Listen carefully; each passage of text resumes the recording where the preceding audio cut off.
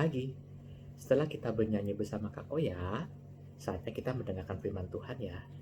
Nah, sebelum kita mendengarkan dan membaca firman Tuhan, Kak Edo ada pertanyaan.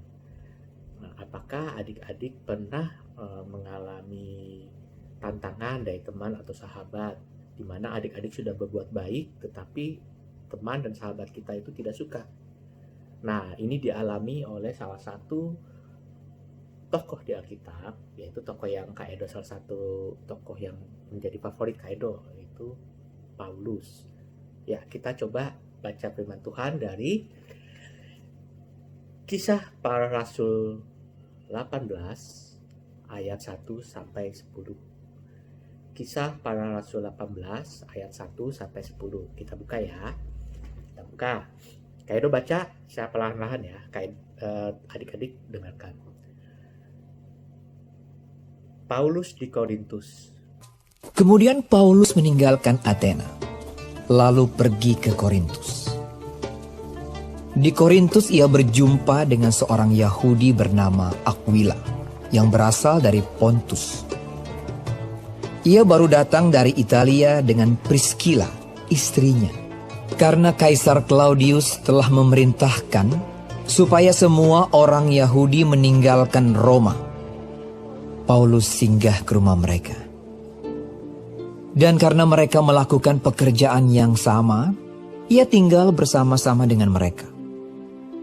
Mereka bekerja bersama-sama karena mereka sama-sama tukang kemah.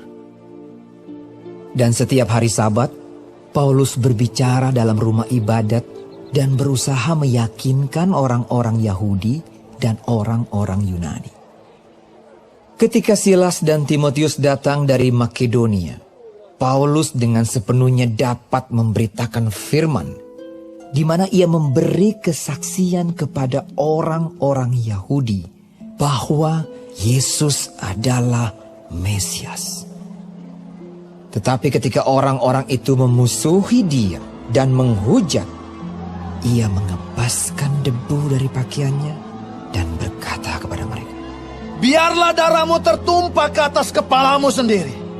Aku bersih, tidak bersalah. Mulai dari sekarang aku akan pergi kepada bangsa-bangsa lain." Maka keluarlah ia dari situ, lalu datang ke rumah seorang bernama Titius Justus, yang beribadah kepada Allah dan yang rumahnya berdampingan dengan rumah ibadat.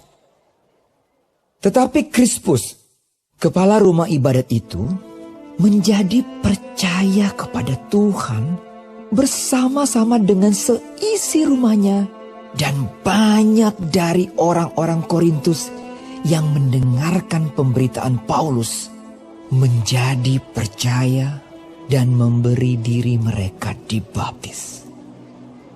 Pada suatu malam, berfirmanlah Tuhan kepada Paulus di dalam suatu penglihatan. Jangan takut, teruslah memberitakan firman, dan jangan diam. Sebab aku menyertai engkau, dan tidak ada seorang pun yang akan menjamah dan menganiaya engkau, sebab banyak umatku di kota ini. Nah, pada saat itu Paulus harus menuju ke Korintus. Korintus itu adalah salah satu kota pelabuhan di Yunani. Banyak sekali aktivitas di sana dan cukup ramai karena banyak sekali suku bangsa yang bekerja di sana, mencari hidup di sana, ya kan? Nah, pada saat Paulus menuju Korintus, dia bertemu dengan siapa? Aquila, ya kan? Dia salah satu yang hijrah dari kota Roma ke kota Korintus. Kenapa sih pada hijrah? Karena Kaisar Claudius memerintahkan seluruh orang Yahudi harus meninggalkan Roma, ibu kota Yunani, ya kan? Harus meninggalkan kerajaan Roma, maksudnya kota Roma menuju ke Korintus, karena orang Yahudi tidak boleh ada di kota Roma. Nah, terpaksalah si Paulus ini juga harus hijrah ke sana, ya kan, ke kota Korintus. Dan di sana dia bertemu dengan Aquila, ya kan. Paulus di kota Korintus itu harus bekerja, ya kan? Dan dia belajar menjadi tukang kemah yang membantu, maksudnya mendirikan tenda-tenda untuk kehidupannya di sana, ya kan? Dia belajar bersama dengan Aquila, diajari oleh Aquila dan hidup bersama dengan Aquila di kota Korintus. Jadi dia selain bekerja juga memberitakan firman Tuhan. Nah, di dalam pemberitaan firman Tuhan yang dilakukan setiap pada hari Sabat, Paulus memberitakan bahwa Yesus adalah Mesias.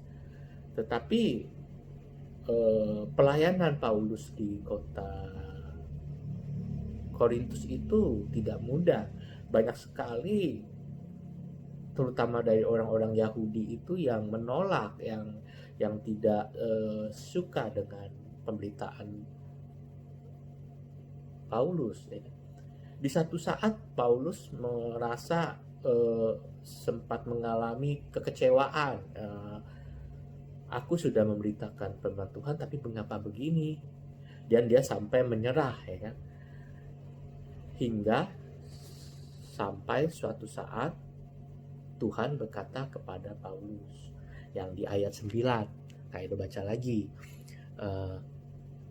Paulus suatu malam berfirmanlah Tuhan kepada Paulus di dalam suatu penglihatan, jangan takut, teruslah memberitakan firman dan jangan diam. Ya kan? Nah, di sini kita bisa belajar dari yang dialami oleh Paulus. Ya kan? Pertama, pada saat kita ada seseorang sahabat atau teman kita yang sedang berbuat baik, apapun itu, entah itu membantu orang lain atau apapun, sudah sewajarnya kita sebagai anak-anak Tuhan harus menghargai. Jadi misalnya teman-teman kita nih membantu mengajari tugas-tugas, membantu kita di dalam ini, kita sudah sepantasnya harus menghargai usaha mereka. Dan itu yang pertama yang harus adik-adik ingat. Yang kedua, pada saat kita sudah berbuat baik tetapi tidak ada respon yang positif, artinya tidak mendapat tentangan dari sahabat atau teman-teman atau siapapun itu juga, kita tidak boleh mudah menyerah, ya. Seperti tadi Paulus sampai menyerah, ya kan? Hampir menyerah dia, sampai saya tidak mau lagi pelayanan terhadap bangsa Yahudi, saya akan ke bangsa-bangsa lain, ya. Itu hampir menyerah Paulus, ya kan? Akan tetapi dia tidak menyerah sampai Tuhan langsung berfirman kepada Paulus. Nah, kita juga seperti itu. Pada saat kita sudah berbuat baik, sudah memberikan contoh yang baik, tapi kita malah dijauhi oleh teman-teman, kita jangan menyerah, ya kan? Terus kita mesti tetap lakukan yang terbaik buat Tuhan Yesus. Dan yang ketiga, pada saat kita berbuat baik, otomatis kita akan menjadikan diri kita itu menjadi baik, menjadi lebih baik dari sebelumnya. Contohnya pada saat kita suka membantu orang lain, ya kan? Otomatis kita menjadi terbiasa untuk membantu orang lain. Yang tadinya kita membantu satu orang, mungkin kedepannya kita bisa membantu 2 orang, membantu 3, 4, 5, ya. Nah, itu menjadikan diri kita itu menjadi lebih baik. Membuat kita berbuat baik bukan saja kita menolong orang lain, tapi menjadikan diri kita itu menjadi lebih baik. Jadi kebaikan untuk orang lain juga untuk kebaikan untuk diri kita. Oke, jadi ada 3 ya. Yang pertama, kalau ada orang berbuat baik, kita sudah harus menghargai perbuatan baik mereka. Kasih aplaus, kasih pujian kepada mereka. Pada saat kita sudah berbuat baik tetapi mendapat tantangan, jangan pernah menyerah. Tetap terus bertekun. Dan pada saat kita melakukan perbuatan baik atau apapun itu, perbuatan-perbuatan yang menolong orang lain, itu menjadikan diri kita itu menjadi lebih baik. Ya, bisa adik-adik. Nah, untuk ayat hafalannya dari Kisah Para Rasul 18 ayat 9. Kita coba baca sekali lagi. Pada suatu malam, berfirmanlah Tuhan kepada Paulus di dalam suatu penglihatan. Jangan takut, teruslah memberitakan firman dan jangan diam. Ya, adik-adik, nanti share videonya ya untuk firman Tuhan ya. Saatnya kita bernyanyi kembali bersama Kak Agnes. Oke, silakan Kak Agnes. Bye.